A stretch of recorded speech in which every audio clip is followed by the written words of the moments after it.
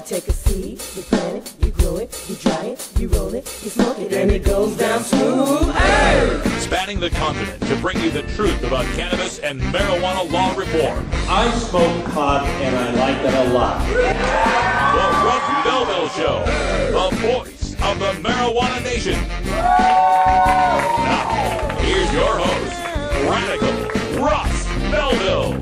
Good day, tokers and tokettes, and welcome to the show. It is Thursday, June 5th, 2014, and it's got to be 420 somewhere in the world. And yes, I pushed record today. We lost yesterday's show. Lame act on my point. I forgot to push record, and it was our second anniversary show. Of all the shows that I had to mess up, it had to be the second anniversary show. My apologies to all the podcast listeners out there for failing to record yesterday, but we're on for today, and you'll get a new podcast, and, well, you're listening to it now. Today's show, we will be featuring Shaun McAlister. He's the executive director of Dallas-Fort Worth NORML, and they are putting on the Texas Regional NORML Conference this weekend in Fort Worth. So we will not have a live show tomorrow. I apologize for that we will. Yes, I know. Everybody reacts quite harshly when we don't have a show. I apologize for that, but we'll have a replay show on tomorrow. And Saturday and Sunday, I will be at that Texas conference in Fort Worth getting all sorts of great footage, which will include Jodie Emery, the Princess of Pot, and it'll probably be her last American appearance for legalization with her husband still in prison. Mark gets out in less than a month. We're looking forward to that. Also, really excited to meet in person Kinky Friedman. If you don't know Kinky Friedman, he's a Texas politician and musician, and I revere him for both of those activities. I got to interview him a few months ago, or a few weeks ago actually, and I'll finally get to meet him in person. So check out the footage of that on next week's shows. Also joining us here from our remote studio out there in Colorado, we've got our own Priscilla Seiben joining us. How you doing, Priscilla? Great. How's everyone? Doing fantastic. And has weather improved for you since yesterday? Yeah, it did. It's nice and sunny out, but we usually get that little afternoon sprinkle, keeping everything green around here, if you know what I mean. That's a beautiful thing. All right, we'll talk to Priscilla again in our 420 radio news. That comes up right after this first break. And in the headlines today, Republicans in Texas are closer to embracing medical marijuana. Arkansas is closer to legalization. Seattle police did something unheard of 3 years ago. It's just I can't wait to tell this story. Men's sperm may be in danger from marijuana smoking. Multiple sclerosis patients will be helped by cannabis. We already knew that. And marijuana is less addictive than alcohol and tobacco. Who would have thought? In fact, after we get to those headlines in the Radical Rant today, I'm going to take an extra long look at that idea of marijuana addiction and marijuana abuse and show you how they fabricate some of these statistics about marijuana addiction by making the definition so broad that anybody who smokes pot regularly would be considered an addict. Also on today's show, we're going to talk a little bit more in Behind the Headlines about Maureen Dowd's marijuana edible overdose. A lot of people are weighing in on that now, and we've got some really good information for people out there who may be new to marijuana, maybe new to legalization and planning a trip to Colorado on what you should and shouldn't do when it comes to marijuana edibles. Also, we'll be here for Hour 2, Toker Talk Radio. We'll be taking your calls at 971-533-7111. You can offer your opinions, comments, questions, anything you want to talk about. The lines are open. And again, we will not have a live show tomorrow on Friday, so Priscilla will have the day off, and I will be in an airplane making my way to Fort Worth, Texas. You're listening to the Russ Belville Show on 420radio.org, the internet's best home for marijuana news, information, and interviews. We're back with the news right after this.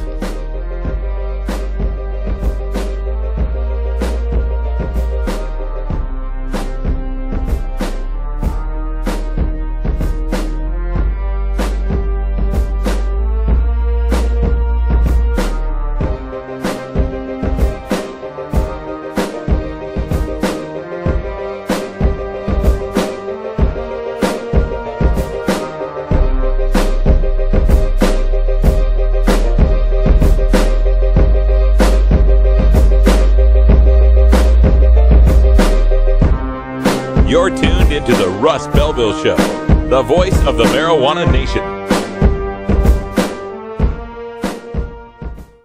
You can get 420 Radio on the go with the Ustream video app for Android and iPhone. Go to rad-r.us/420Ustream or just click the Ustream app icon for Android or iPhone below the live radio feed at 420radio.org. The Marijuana Business Association, or MJBA, are proud sponsors of the Russ Belville Show. It is the mission of the MJBA to establish integrity and legitimacy, create common market standards, provide market intelligence, and develop best ethical business practices for participants in the emerging legal marijuana industry, including commercial hemp, medical marijuana, and recreational marijuana for adults.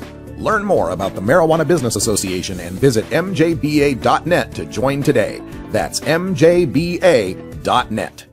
The new Viper Hour, the best of early 20th century reefer jazz, blues, and swing at 5 and 8 Pacific Time every Monday on 420radio.org.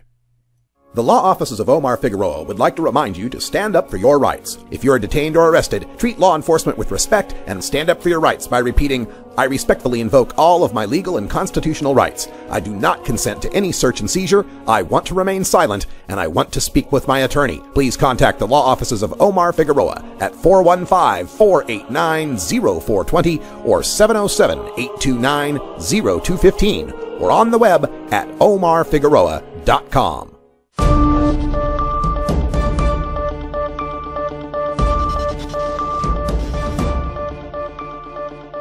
It's time for the 420 Radio News, covering the latest headlines in consumer cannabis, medical marijuana, and industrial hemp. Transcripts of 420 Radio News are available daily on our website at 420radio.org. Now, here's Priscilla Simon. All right, this is your 420 Radio News for Thursday, June 5th, 2014. The Republican Party of Texas just got one step closer to endorsing medical marijuana as part of the official party platform. The Temporary Platform Committee of the Texas GOP passed an amendment to their proposed 2014 platform endorsing the right of doctors to, quote, prescribe marijuana as a controlled narcotic, end quote. Republicans Against Marijuana Prohibition, or RAMP, which is the activist group funded by Ann Lee, the mother of 2010's California Proposition 19 Chief Petitioner Richard Lee, said the narrow vote by this conservative committee represents the GOP's principles of individual liberty and medical privacy. RAMP's Assistant Executive Director, Zoe Russell, told Breitbart, Texas, that, quote, our belief is that the doctor-patient relationship should be private, and if marijuana can be palliative, it should be allowed to be prescribed. End quote. Ann Lee and RAMP will be well represented at this weekend's Texas Regional NORML Conference in Fort Worth, which features Texas political figure Kinky Friedman, Canadian activist Jodie Emery, and 420's own radical Russ Belville. We will have highlights of the event for you on next week's shows. Oh, yes, we will, and I am really looking forward to getting down there to Fort Worth. The last Texas Regional NORML Conference that I went to was just, was incredibly well attended. Both the social events that they have, which are a lot of fun, and the actual conference itself. So many people will be there. The event schedule is up on DFWNORML.org. I'm speaking. I'm also going to be moderating a couple of panels, and I'm going to be hosting the 420 Radio multiple choice drug test. So we're going to play a little Jeopardy, a little 420 Jeopardy while we're there. We'll probably have some cool stickers and prizes to give away as well. Speaking of cool stickers and stuff, check out 420 Radio Shop. Just go to 420radio.org/shop, and we've got a new shipment of the 420 Radio lapel pin, or I'm sorry, the Russ Belville Show lapel pin. If you'd like one of those, all proceeds from the pin sales benefit 420radio.org and keep us on the air. The Arkansas Attorney General has approved the ballot title of an initiative to legalize marijuana in 2014. Under the initiative known as the Arkansas Hemp and Cannabis Amendment, quote, cultivation, manufacturing, distribution, sale, possession, and the use of the cannabis plant and all products derived from the cannabis plant are permitted, end quote. The deadline for turning in over 78,000 registered voters' signatures on the initiative petition is July 7th, just a month away. But initiative author Robert Reed claims he has 300,000 people ready to begin gathering signatures immediately throughout the state. Under current Arkansas law, possession of any amount of marijuana or paraphernalia is a misdemeanor with a potential 1 year in jail and $2,500 fine. Possession of a quarter pound or more, delivery of a half ounce or more, or possession of growing equipment is a felony subject to 6 years imprisonment and a $10,000 fine. That delivery felony can be proven if the subject also possesses a scale, a gun, 2 other drugs, or marijuana in separate baggies. Wow, yeah. Good news, I guess, coming out of Arkansas here, that they're moving right to legalization. This is not a medical thing. They're going to put legalization on the ballot, and I'm hoping more states take this strategy as well, and I'll discuss that more at the conference this weekend. But I am a little nervous here. 78,000 signatures in Arkansas just a month from now, actually a month and 2 days from now. That's going to be a little hard to put together, but if they really do have enough signature gatherers to go out and get those signatures, it will really put Arkansas on the map as far as voting on marijuana reform. I don't know how sanguine I am on the chances of it passing this time around, but just getting it on the ballot is a major accomplishment because it forces people to have to discuss the issue. And these laws in Arkansas, Priscilla, oh my God, this thing about possession with intent to deliver, right? You have to have a quarter pound before it's a felony for just possession. But if you have a half ounce or more in separate baggies, you know, maybe you got 1 strain of indica, 1 strain of sativa, tough luck, that's possession with intent to deliver, and that's a felony. That's amazing. If you have a Weight Watchers scale upstairs for your diet that you use to weigh things, they're going to consider that a scale for weighing marijuana, and that's possession with intent to deliver. If you think you have a Second Amendment, you don't have a Second Amendment if you've got marijuana. If you've got gun with a half ounce of marijuana, that's possession with intent to deliver. You're doing felony time. And 2 other drugs. This could be you have a pain pill that you got from a friend that's not under prescription, and you have a tab of acid. Boom, that's possession with intent to distribute the marijuana, and you're going to do felony time. It's ridiculous the ways that they find to turn possession into something that is much more serious than just possession. So Seattle police uncovered the largest marijuana growing operation in the department's history and arrested nobody. Responding to complaints by neighbors about, quote, an overwhelming smell of fresh marijuana, the Seattle police searched 2 homes and a warehouse, finding 2,663 marijuana plants and 86 pounds of processed marijuana. The owner claimed the grows were all part of a medical marijuana collective, which are only allowed 48 plants collectively for 10 people under Washington law. However, police made no arrests in the case and actually allowed the grower to keep the 45 plants at each house and the warehouse that he was allowed for medical collective grows for a total of 135 plants. In a press release, Seattle police explained, quote, detectives were interested only in bringing the operation back under the limits of state law, and in addition to leaving plants and equipment at the scenes, also opted not to book anyone involved in the operation into jail, end quote. Wow. All right. So remember all those guys from No on I-502 a couple of years ago that kept saying, oh, it's only an ounce. They're only legalizing an ounce. That doesn't help anybody. It's only an ounce. It's just an ounce. It's not going to help. Well, folks, that just an ounce turned into the state recognizing that it wasn't worth their time to try to prosecute for marijuana, and directly led to these Seattle police wanting to turn the other way and not pay attention to thousands of marijuana plants being grown right under their noses. Can you imagine that prior to I-502, the cops would have found over 2,600 plants and 86 pounds of marijuana and not arrested someone, not taken someone to jail? And now not only not arresting the guy, but leaving him 135 plants. That's a combination of the medical law. That's a combination of I-502. That's a combination of Seattle's lowest law enforcement priority. And it just goes to show any positive reforms in marijuana law can often reverberate much greater than what the actual reforms are telling us. Exactly. Well said.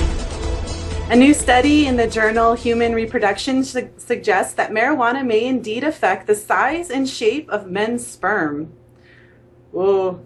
The study tracked over 2,000 men from 14 fertility clinics in the United Kingdom and surveyed them on their lifestyle and medical history. To their surprise, researchers discovered that cigarettes and alcohol showed no effect on male fertility, but cannabis use was the only factor they found that did. There were reliable data on the sperm of 1,970 of the men and found that 318 of them had problems with sperm morphology, defined as a sample where less than 4% of the sperm are of normal size and shape.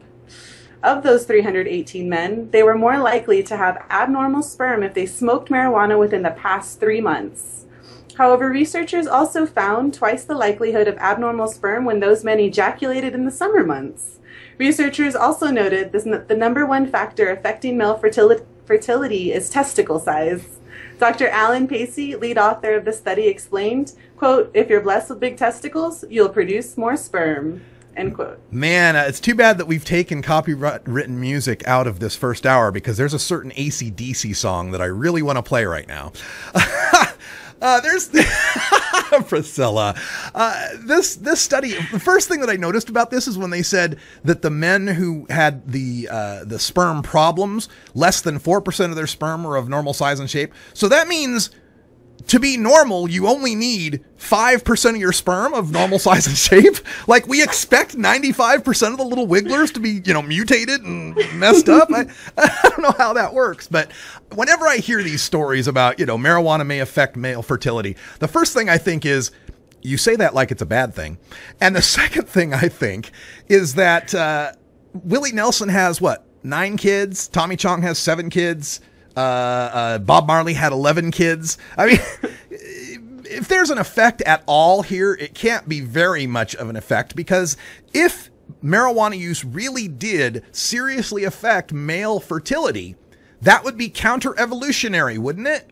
Wouldn't we have evolved to not use marijuana? Wouldn't the early 40, 50,000 years ago mankind that were using cannabis have less of an evolutionary chance to pass their genes along than the ones who weren't using cannabis? It seems to me that the cannabis plant evolved to match our endocannabinoid system, and it wouldn't be in its evolutionary favor to make us not able to propagate it. None of this makes any sense to me. We're going to ask Dr. Mitch about this on Monday and get the real scoop. Researchers from the University of South Carolina have discovered what numerous multiple sclerosis patients have told them from experience.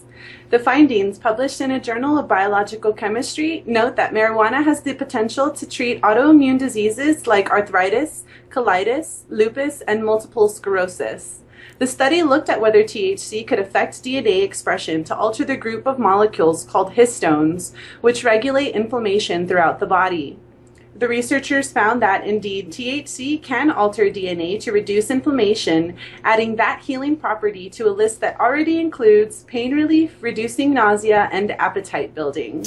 Well, yeah, like you said, we could have told them this a long time ago, but every time we did, they always said, well, that's just anecdotal. That's just anecdotes. That's just thousands and thousands and thousands of people with MS and lupus and arthritis and colitis that have anecdotally told us it works. So it's good news that the scientists are finally able to pin this down and say, yes, what we've been telling them for dozens of years now is actually true. And finally, PolitiFact Oregon agrees that marijuana is less addictive than alcohol and tobacco. The political watchdog group had targeted such statements by Representative Earl Blumenauer on his campaign website and sought to determine the truth of those assertions. PolitiFact spoke with Dr. J. Wesley Boyd, a faculty member at Harvard Medical School and a recognized expert on addiction issues, who agreed with Representative Blumenauer's statement. Dr. Boyd cited the National Institute on Drug Abuse's own figures showing 9% of pot smokers, 15% of alcohol drinkers, and 32% of tobacco smokers developed dependence on those drugs, leading PolitiFact Oregon to rate the claim true. That's right. Marijuana is less addictive than alcohol and tobacco. And in the Radical Rant today, I'm going to take some time and talk about addiction and dependence and abuse and how these medical professionals surprisingly throw these terms around when there's a vast difference between a heroin addict and someone who might have a problem with pot. A vast difference between someone who's an alcoholic and someone who might smoke too many doobies. And we'll talk about that in the Radical Rant. Thank you, Priscilla, for all of the news today. And have yourself a great 3-day weekend, since we won't have a show on tomorrow. Yeah, will do. Thanks. All righty. All right, that horrendous school bell sound that Big Daddy Fink hates means that it's time for us to take a break. It's safety meeting time. 20 after 4:20 out there in Colorado, so Priscilla really has to go. She's all locked and loaded, ready to go. We're going to take a break, and when we come back, behind the headlines, we're going to take a look at the idea of marijuana edibles and doobies for newbies. Stick around. 420 Radio is 24-hour marijuana legalization radio. Adam Hand of Handmade Apparel produces quality custom designs for t-shirts, hats, and other apparel. Handmade Apparel is the official design shop for 420 Radio, among many clients who rely on Adam Hand for everything from short-run custom projects to full-run clothing lines. Visit handmadeapparel.biz to browse the selection of handmade gear or to get a personal quote for your own designs. Handmade Apparel, a proud supporter of 420radio.org. Tokers, there's no good reason to get your dog stoned. While it might not harm them physically, imagine being a dog who already begs for treats all day, and then imagine that dog having the munchies. Not cool. Growing plants indoors can be a rewarding hobby, but electricity bills can go through the roof. Then you have to cool down all those big hot lights. It can drive a grower insane. With Lush LED lighting, you can solve many of these issues and double your rewards. Matt and his scientists have developed the perfect light for flowering plants with far less cost and heat. And the results? Very effective. Check out LushLEDlighting.com right now and tell them Radical Russ sent you.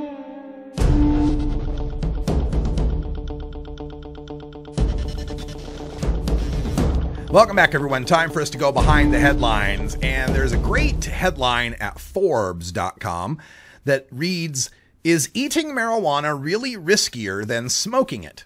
And another headline that I want to go to is from our good friend Chris Goldstein, who's writing for Philly.com. And his headline was, "Newbies Stick to Doobies." And all of this is reaction to the New York Times columnist Maureen Dowd, who documented her experience with an edible candy bar, with one of these medicated candy bars in Denver. And she ate way too much of it, didn't divide it up into 16 portions like she should have, or like no one told her to. And she had a terrible reaction to it. She said like 8 hours she was in a hallucinatory state, right? So this is something that's been, getting some headlines as of late, as far as, kids showing up to ERs with having eaten medibles, even adults who've had a bad reaction to eating too many medibles. And of course, those two high-profile stories of the young man jumping to his death and the other man shooting his wife. So edibles have been in the news lately, and Forbes asks, is edible pot really any worse than the inhaled version? Or have people just discovered a new plaything that they just don't know how to work? And it's a little bit of both in this scenario here. They spoke with Carrie Franson, who's a pharmacological doctor, PhD clinical pharmacologist, and associate dean for professional education at the Department of Clinical Pharmacy at the University of Colorado Skaggs School of Pharmacy. That's a long title. Anyway, Dr. Franson says, quote, "The major difference is in the absorption of the edible product into the bloodstream. Once it is in the blood, it quickly goes to and has an effect on the brain. With smoking, the peak blood levels happen within 3 to 10 minutes. And with eating, it's 1 to 3 hours. Both are about a threefold difference, but most users are not willing to wait, most users are willing to wait 10 minutes, but not willing to wait 3 hours before reusing." And this is something that, we're going to have to really get a handle on, because when we've been educating people, we've been saying things like, well, you want to wait an hour. Well, this doctor is saying it could take up to 3 hours. So what about the person who eats, a little bit and then waits an hour and then eats a whole bunch more? And then they're one of those people that's a 2 or 3 hour wait, right? This is going to be a little difficult for them. The other problem we have, and I like Chris Goldstein's take on this, newbies stick to doobies. And the idea is that edibles are for professionals, right? Edibles are for those of us who've developed a tolerance to smoking cannabis, vaporizing cannabis, and can handle, a large dose, right? And it's also more for professionals in that we have some idea that eating pot can have a really heavy effect on. And we also kind of know that you have to wait for that effect. Newbies aren't going to know that so well. So it would be a lot better for newbies to stick to vaporization or to smoking a joint, right? Where they're going to get that 3 to 10 minutes before they're going to understand how high they are, and they're not going to be as likely to overdose. The only problem with that is in the state of Colorado, there's no place for the newbies to smoke the doobies. Can't smoke it in their hotel room when they come in from out of state, because all these hotels are non-smoking hotels. Can't smoke it out in public. That's subject to a $100 ticket, right? Can't go to the park, can't smoke it in public. And so far, they're not really, they're not too happy about allowing cannabis bars. I mean, they did have the symphony orchestra have its little thing where people were allowed to smoke, but this is going to make it difficult. If you want to have harm reduction, you want these people to have a better chance here, then we should allow them to have some place where they can actually smoke marijuana. It just doesn't make any sense for us to force them into edibles through the law, you know, because they can eat those in public and whatever. The other thing that we've got here is that there's a different metabolization of marijuana when you eat it versus when you smoke it. When you smoke it, it's being converted into there's a thing called THCA, which is THC acid, and that's what you get in the raw marijuana plant. That THC acid is converted to delta-9 tetrahydrocannabinol, delta-9 THC when you smoke it. And delta-9 THC, we all know, has this psychedelic effect. But psychedelic, hallucinatory, you know, euphoric effect, whatever you want to call it. But when you eat cannabis, that THCA gets into your gut, and the enzymes in your gut convert it to 11-hydroxy-THC. 11-hydroxy-THC is a molecule that's 9 times more psychoactive than the delta-9. So even if you're someone who's used to, say, 10 milligrams of marijuana when you smoke it, 10 milligrams when you eat it can still have quite a different effect. The other thing that the doctor points out is that other food and drugs can cause interactions with the eating of marijuana. That is, if you've had a lot of food, it might take longer for that marijuana to metabolize through your body. That's where you get that 1 to 3 hour window. If you're using other drugs, they're going to compete with the THC in your liver for metabolization. So that might affect what's going on. And so when Maureen Dowd talks about sipping some Chardonnay after she's eaten the chocolate bar, well, who's to know how much of an effect that had on her metabolization of the THC?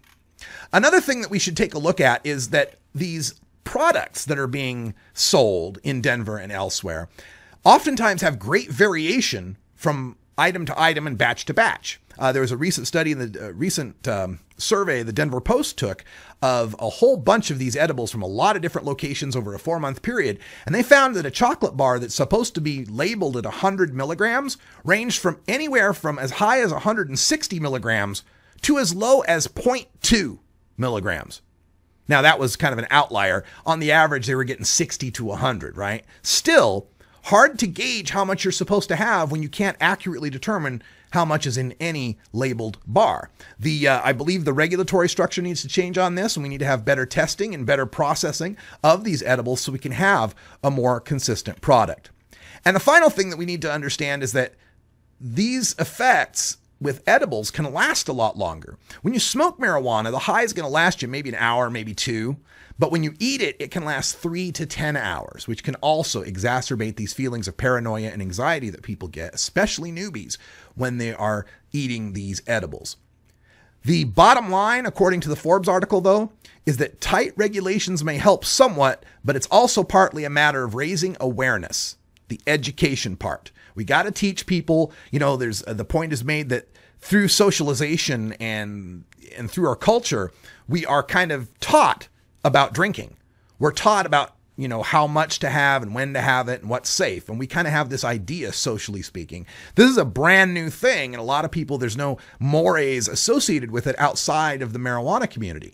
So there is going to be this learning curve of people understanding what edible marijuana does to them. It's going to be a regulatory curve of understanding how to label, process, and test these things. But I do believe we can get to the point where people will be able to handle their medibles. People will understand a little bit better that you can't eat the whole brownie, you can't eat the whole chocolate bar. And let's hope that day comes sooner rather than later.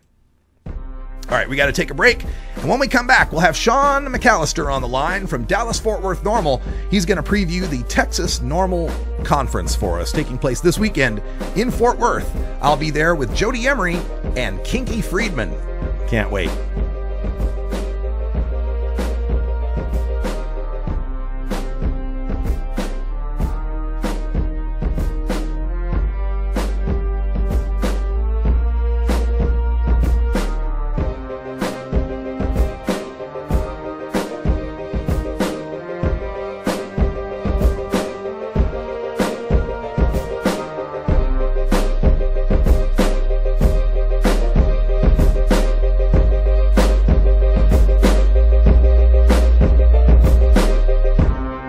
You're tuned into the Russ Belville Show, the voice of the Marijuana Nation.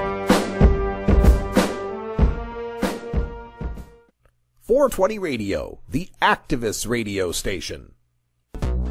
When you are starting up a medical cannabis business, you want a fired-up lawyer who understands the needs of cannabis consumers. The law office of Lauren Vasquez is your fired-up lawyer for the cannabis industry. Visit her website, fireduplawyer.com, or call 1-855-MMJ-LAWS for more information. That's 855-665-5297 for Lauren Vasquez, your fired-up lawyer, or email fireduplawyer@gmail.com.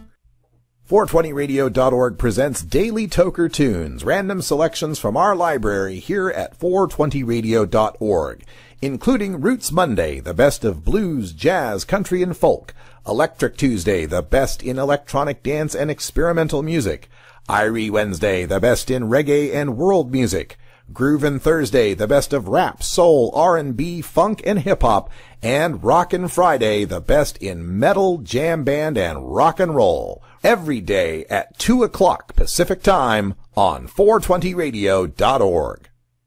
You know Herb Thrasher from the Herb Thrasher Flower Hour. Now get ready for Herb Age Designs for the proud cannabis consumer. Herb Age Designs, lifestyle gear for the 420 friendly. Herb Age Designs, we've got frisbee golf discs and durable hemp gear.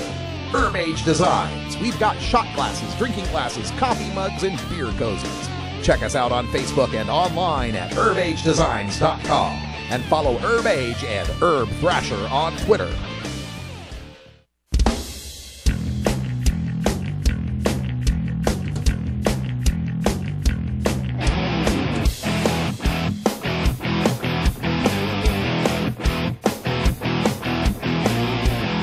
Activism begins with ACT. The Russ Belville Show features the stories of hardworking grassroots activists working for an end to prohibition in today's activist agenda. All right, welcome back, everybody. 33 after the hour, and I'm getting pretty excited. We're heading to Texas, going to the Texas Regional NORML Conference this weekend in Fort Worth. Board a plane tomorrow morning to head down there, and it's going to be an amazing event. We're reaching out to Shaun McAlister, the executive director of Dallas-Fort Worth NORML, for this interview. Let's see if we can get him on the line. .com and executive. Nope, they're still on the message machine here. Let me see if I can get him one more time here. Give him a call. But I'm sure they're quite busy down there in DFW getting ready for this conference. It'll be featuring Jodie Emery, the Princess of Pot. She's going to be there, and I'm still just getting... At IamShaun.com. Yep, still getting the recording. So we're having some trouble getting Shaun McAlister on the line. Hopefully he'll be able to dial up. Let me see if I can reach him through the email. We'll send an email out and see if we can get him on the line. But I'll give you a rundown of some of the things that are going on at the Texas Regional NORML Conference. This is June 6th, 7th, and 8th. It's a 3-day conference. It's taking place in Fort Worth, Texas at the Norris Conference Center. We've got 2 full days of activities packed with educational speakers and panels. We've got a documentary film screening. We've got 420 Jeopardy, which my little game show, parties, giveaways, and a vendor hall, and several surprises for conference attendees. The hashtag will be DFW NORML Con, and the speakers will include Texas patients, parents, politicians, activists, legal and medical professionals, and members of the media. Now, of course, we've already mentioned that I will be there this weekend, as well as Kinky Friedman. If you don't know Kinky Friedman, he's a Texas country singer and a songwriter, novelist, humorist, politician, and former columnist for Texas Texas Monthly. He's run for governor of Texas a couple of times, and he's well known in Texas political circles. Let's see if we've got Shaun on the line. Are you there, Shaun? I'm here. Oh, fantastic. Glad to have you. I was just introducing folks to the DFW NORML Con. I'm showing them the page at dfwnorml.org, and I've mentioned myself, Kinky, Friedman, and Jodie Emery going to be there. Anything you'd like to say about that? I think that I'm just really excited to have two of these important speakers and influencers in this movement, because honestly, these are names that have inspired people like me, and I think people like you, Russ, to get involved with marijuana activism. People who, that saw in the documentaries about marijuana way before it became as easy as it is to support marijuana legalization as it is now. And so I think it's going to be a great opportunity to expose these perspectives to our very strong cannabis community here in the North Texas area. And we're just really pleased that we have the fortunate support of a lot of local businesses and internet businesses as well that just believe so much in what we're doing that they have contributed so generously to be able to allow us to host our very own conference yet again. Yeah, looking forward to it. And how did you get Kinky Friedman to agree to come out to the conference?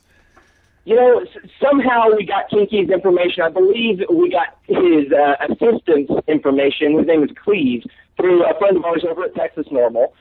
Made contact with him, and just through a slow and steady email and phone conversation, we were finally able to refine not only Kinky coming out and being involved, but also doing a private meet and greet and a signing for our conference attendees only at a restaurant that we're going to have rented out exclusively for our badge holders for the conference. And so it's just another little extra thing that we can give to people that want to come out and support marijuana legalization and activism efforts here in the area, just by giving them the opportunity to meet somebody iconic and have a chance to get their photo taken with them and get their poster signed by them. Yeah, that's beautiful. And, I love having Kinky Friedman there because, aside from maybe Willie Nelson, he's probably the best known Texas supporter of marijuana legalization. And like you said, been doing it for a long time before it was even cool to do so.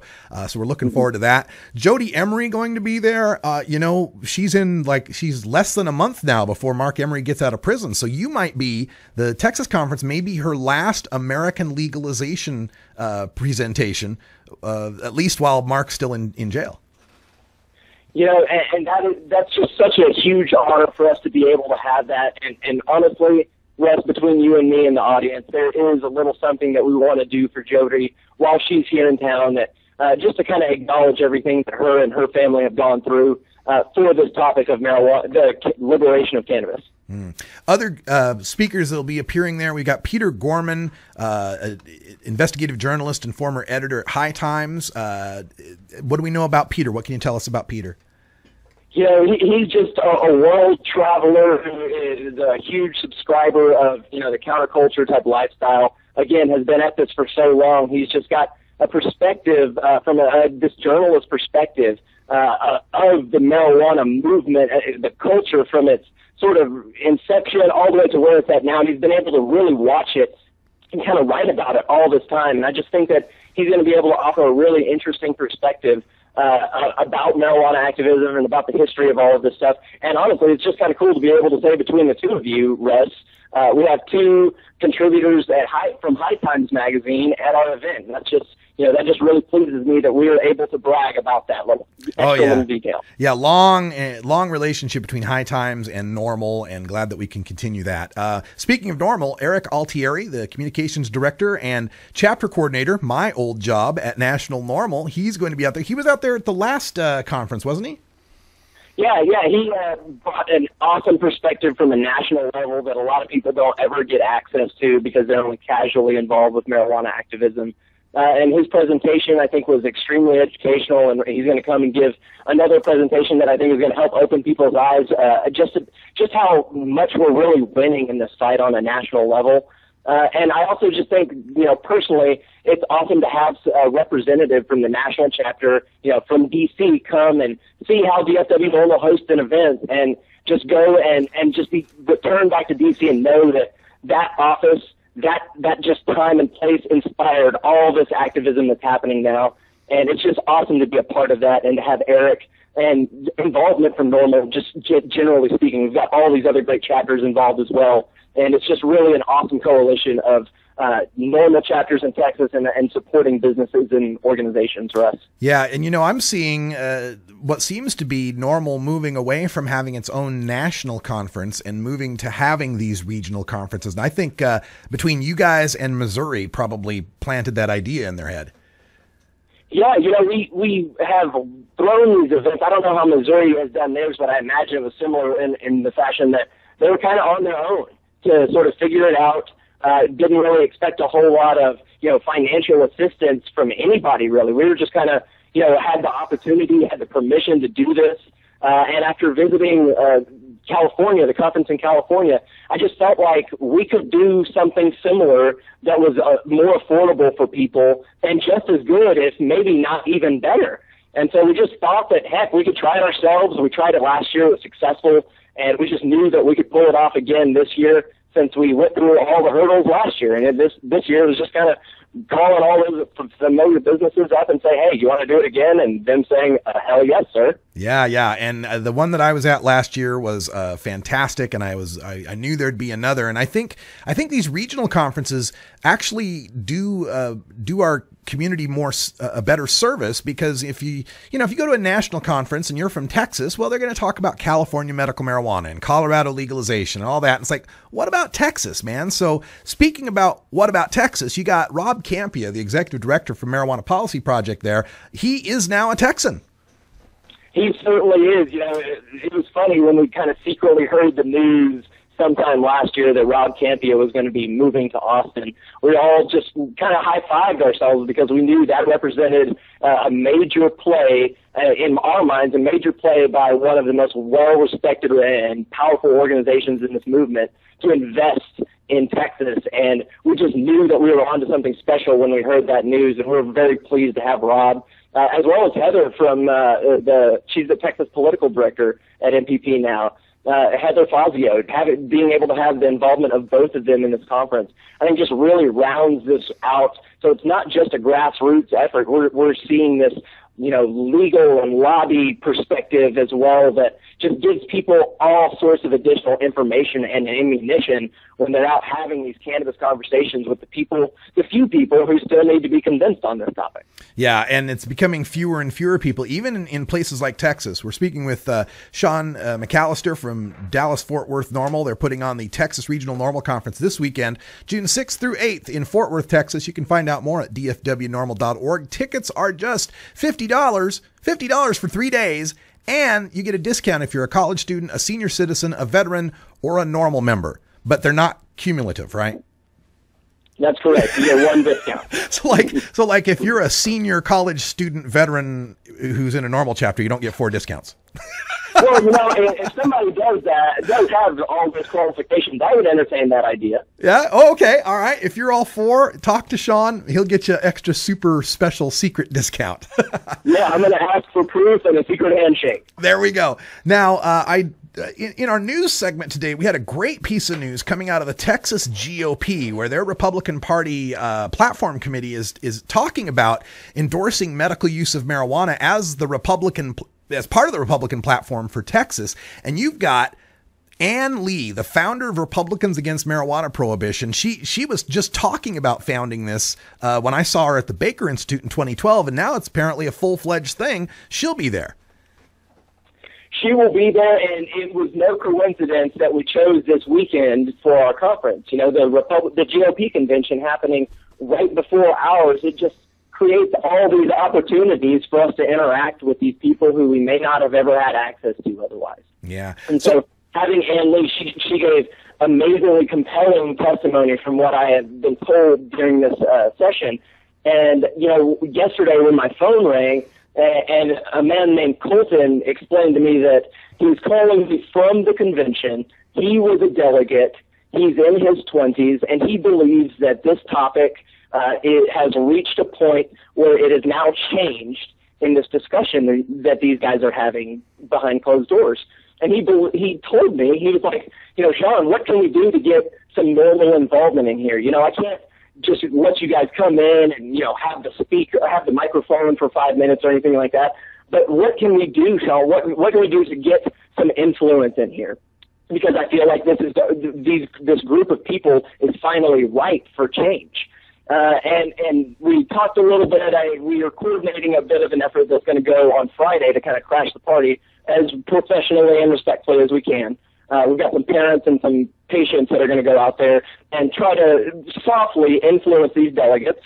But really, man, it was just represented this opportunity, he said, for it to really change for the Republican Party here in Texas. And he let me go, and he went back into session. And a couple hours later, he called me back and told me this news, and he couldn't believe it. He was dumbstruck. And it just felt like this historic moment. And you want to know what really sealed the deal for me, Russ? Yeah. His name is Colton Hemphill. Colton Hemphill. All right. Colton Hemphill. Oh, man. From Hempstead, right? Yeah, you can't write this stuff. It's got to just happen. That's amazing. Now, of course, the GOP talking about tiptoeing up to medical marijuana, but what about recreational marijuana? I keep saying that there's got to be a state that breaks through with recreational first, that doesn't take the step to medical. It goes right to recreational. Do you think that's possible for Texas?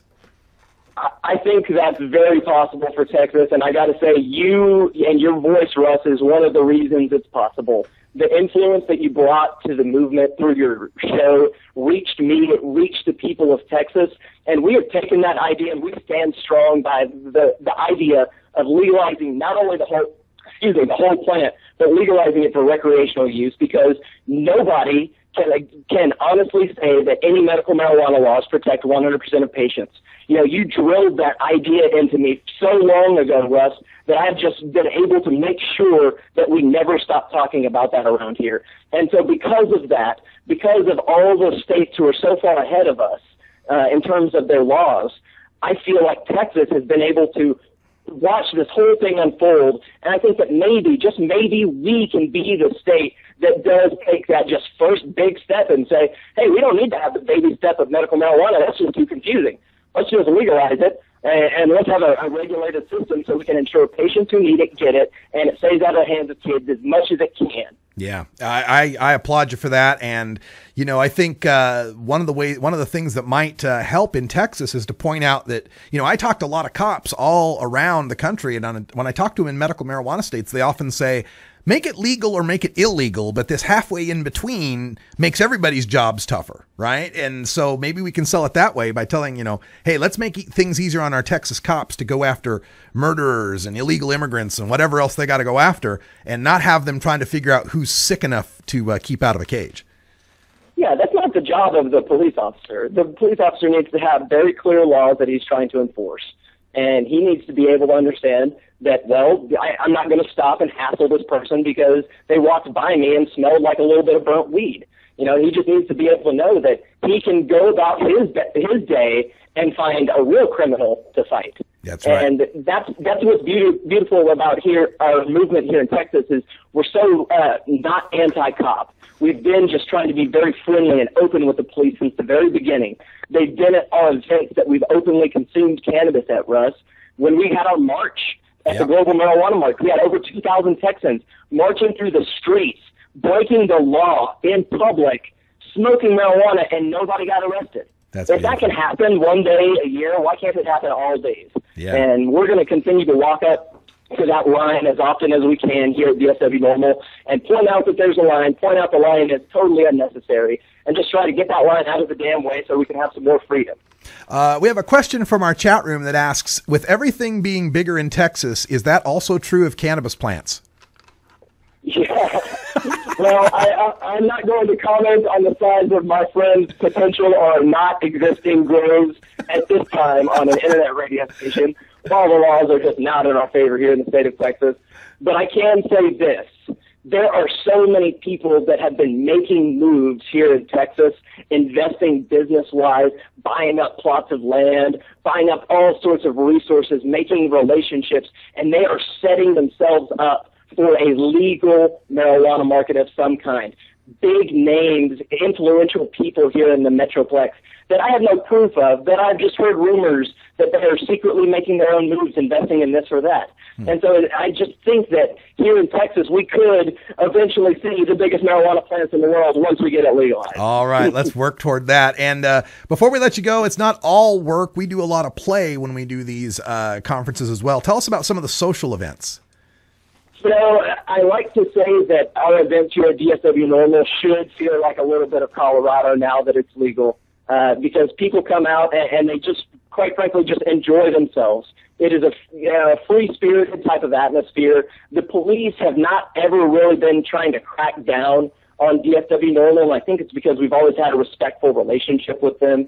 And, we just do our events. We're not hassled. Occasionally we spot somebody who is probably an undercover law enforcement officer, and there may or may not be people breaking the law right in front of them, and they don't do anything. They just want to ensure that we're, staying safe like they probably want to in the first place. They don't want to enforce these laws, in my opinion, for the most part. And so these social events gives people an opportunity to kind of get out of their house, come out to a real business, a venue, listen to some bands that are awesome, interact with people who are of like mind, get to know each other and feel empowered to come out and be public in support of their marijuana activism, because we shouldn't be ashamed of this anymore. And our events just give people that opportunity to come and be loud and proud Texas tokers. All right. Well, you Texas tokers, get on the web at dfwnorml.org. You can get a 3-day pass for $50 or less if you're a student, a veteran, a NORML member, or there was one other college student. What did I get there? There was another one in there. There it is. Senior citizen. There you go. Senior citizen, veteran, NORML members, and college students get a discount on the $50 ticket. And it starts Friday night, 7 o'clock at Froggy's Boathouse in Fort Worth. That was the one we were at the last Friday, wasn't it? Yes, sir. That's the one that's got the sandy beach and the volleyball courts. Oh, yeah, volleyball courts, and a good time was had by all. So that'll go 7 to midnight. The Saturday event is 7 to midnight at the Red Goose Saloon in Fort Worth. And the Sunday event, 7 to midnight, Reggae Madness in Fort Worth as well. The conference days, Saturday and Sunday, run from 8:30 in the morning to 6:30 at night. So we'll be going from 8:30 till midnight and having a good time while we do it. You damn right we will, Russ. You know how we did it last year. It's going to be even better this year. All right, looking forward to it. It's Shaun McAlister from DFW NORML. It's dfwnorml.org and the second annual Texas Regional NORML Conference. I will see you at the airport tomorrow, Shaun. Herb's the word, Russ. We're looking forward to it. All right, I am too. Going to be a good time in Texas, and let's make sure Texas is the first state to legalize and bypass medical altogether. Thanks, Shaun. All right, when we come back, we'll have time for a radical rant. Are you a marijuana addict? Find out right after this.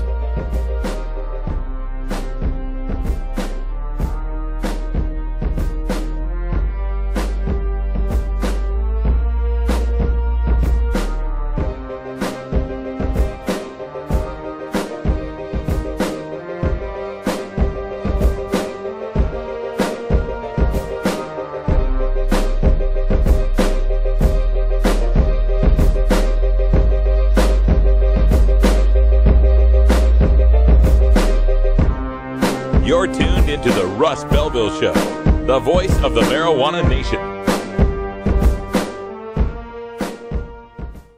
420 Radio, the home of marijuana experts.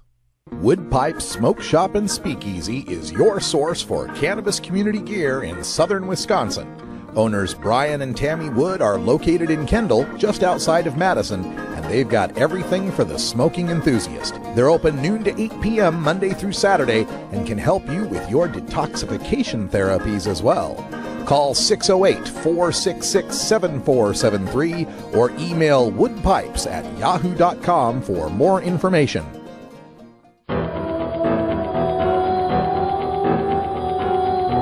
In the interest of fair and balanced journalism, the Russ Belville Show presents the anti-drug public service announcement of the day.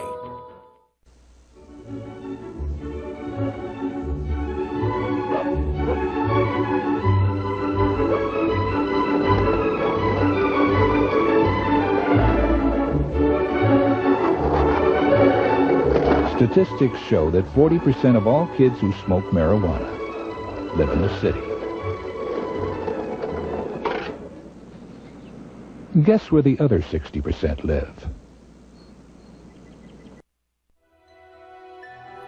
This has been the anti-drug public service announcement of the day. To cure this sort of reefer madness, listen to the Russ Belville Show every weekday on 420radio.org. New Approach Oregon is a coalition of Oregon citizens who believe that treating marijuana use as a crime has failed, costing taxpayers millions in law enforcement resources. Our approach will regulate, tax, and legalize marijuana for adults in Oregon. We can move Oregon forward and create new revenue for critical services. Visit our website at newapproachoregon.com or our page on Facebook at New Approach Oregon. Thank you. You can't handle the truth. Entirely legitimate topic for debate. You have offended my family. Hey, this is great, man. And you have offended a Shaolin temple. One major responsibility is to encourage people to use less drugs. I know nothing. I support a change in law to end federal criminal penalties for possession of up to 1 ounce of marijuana. We don't need no stinking budget. Homosexuality, immorality in general. Down the centuries, you have slurred the meaning of the words we, the people. Be warned, this is not your mother's marijuana. You could ask yourself a question. Do I feel lucky? Well, do you, punk? I want to ask you a bunch of questions. I want to have them answered immediately. Surely you can't be serious. I am serious. And don't call me Shirley. Radical Rant. All right, welcome back, everybody. 56 after the hour, so this rant is going to have to extend into hour 2. I surely don't have enough time to cover all of this. I know, don't call you Shirley. But I'm asking the question, just what is marijuana addiction? I saw a paper come across today as I was doing my news research that claimed to be a new study just released by the National Institute of Drug Abuse. And this is in the New England Journal of Medicine. And it claims that marijuana can be addictive, harmful, and a gateway drug. That's a quote. Addictive, harmful, and a gateway drug. And I don't know exactly where they're coming up with this information, but the lead author of the report is Dr. Nora Volkoff. She is also the head of the National Institutes of Drug Abuse, the staffing and budget of which would be severely curtailed if marijuana were legalized nationwide. Now, would that lead to a conflict of interest for Dr. Volkoff's impartiality and scientific detachment when it comes to weed? Well, you be the judge, dear listener. Volkoff's latest report claims, quote, approximately 9% of those who experiment with marijuana will become addicted. The number goes up to about 1 in 6 among those who start using marijuana as teenagers, and 20 to 50%, 20 to 50% for those who smoke marijuana daily. Whew, scary stuff. But you know, whenever I read a statistic with a range like 25 to 50% of something, I'm immediately doubtful of its veracity. Add to that my own personal experiences of watching my dad try to kick booze, speed, and cigarettes, and I think I've got a pretty good idea what addicted means. And as one of the people who smoke marijuana daily, either I'm that 50 to 75% who didn't get addicted, or Dr. Volkoff is stretching the meaning of addiction to daily marijuana use, which makes it a tautology. Now, these marijuana addiction statistics are based on criteria that psychologists use to categorize mental illness.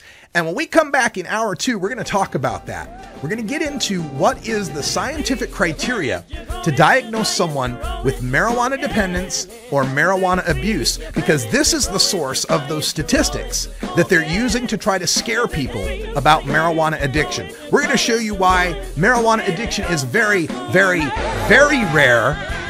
Not 9% of the people like Dr. Nora Volkoff and NIDA like to say it is. We'll cover that in the second part of the Radical Rant at the beginning of Hour 2, Toker Talk Radio.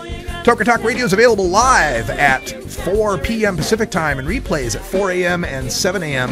and 7 p.m. You can also get it on demand at 420radio.org, but only if you're a VIP member. If you want to be a VIP member and catch our Hour 2 replays, then you just need to sign up at 420radio.org and look for VIP memberships. You can join for as little as $4.20 a month. That's all the time I got for Hour 1. Thanks for joining us, everyone. This is the Russ Belville Show. The Russ Belville Show is blogging and podcasting daily at radicalruss.com. For Priscilla Simon, I'm Radical Russ. Thanks for joining us, and until next time, take care of each other, tokers. You take a seed, you plant it, you grow it, you dry it, you roll it, you smoke